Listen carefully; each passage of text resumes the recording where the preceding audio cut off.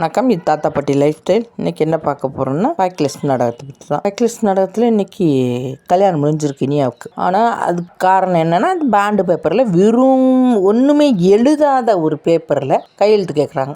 என்ன ஒன்றுமே எழுதலைன்னா அதெல்லாம் அப்படிலாம் நான் தப்பான விஷயம் பண்ண மாட்டேன், இனியாவுக்கு மட்டும் உரிமை இருக்கிறதா தான் நான் அதில் எழுதுவேன், நீங்கள் ஒன்றும் கவலைப்படாதீங்க, சாமி சத்தியம் இது உண்மை அப்படிங்கிறாரு அவர். சாமி மேலாம் அவருக்கு நம்பிக்கை இல்லை, அதாவது தான் ஜெயிக்கணும் அப்படின்ற ஒரு வெறியில் அந்த ஆள் இந்த கல்யாணத்தை நடத்துறாரு. அந்த ஆள் ஒரு சிரிப்பு சிரிக்கிறார், அதுலேயே தெரியுது நான் தப்பானவன் தான் அப்படின்னு அவர் சொல்றாரு. அது இவங்களுக்கு புரியுதா புரியல, புரிஞ்சாலும் ஒன்றும் பண்ண முடியல. கல்யாணம் நடக்கும் தான் பொண்ணுக்கு. இப்படியாப்பட்டவங்க நாளைக்கு என்னென்ன வேணாலும் பண்ணுவானுங்க. அந்த பொண்ணை எப்படி நல்லபடியாக வாழ வைப்பாங்க. ஆனாலும் ரொம்ப பாவம் தான் அந்த பொண்ணு. ஆனாலும் கடைசி வரையில் அந்த பொண்ணு சொல்லுது, என்னம்மா நடந்துச்சு, நீங்கள் ஏதாவது சொல்லுங்க, நான் அந்த கல்யாணத்தை இப்போ நிறுத்துறேங்கிற மாதிரி மேடையில் உட்காந்தே சொல்லுது அந்த பொண்ணு. ஆனாலும் அதையெல்லாம் கேட்கல.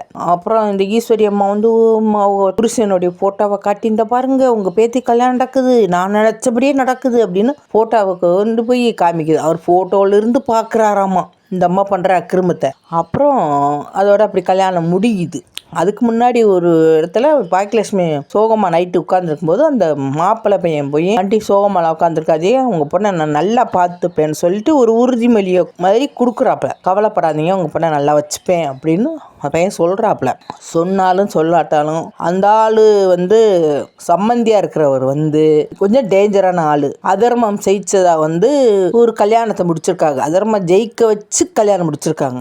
அது தப்பான ஒரு விஷயம், ஆனாலும் பண்ணியிருக்காங்க. அது எப்போவுமே அப்படி தான், நாடகங்கள்லாம் இப்படி தான் குண்டக்க மண்டக்க பண்ணுறாங்க. என்னவோ நடக்கட்டும், நாளைக்கு என்னன்றதை பார்ப்போம். இவங்க ஒற்றுமையாக வாழுவாங்களா வாழ மாட்டாங்களா, இதுவும் பிரச்சனையாகுமா, ஆகணும் ஆகித்தான் ஆகும், பார்ப்போம். நான் என்னன்னுங்கிறத நாளைக்கு பார்ப்போம்.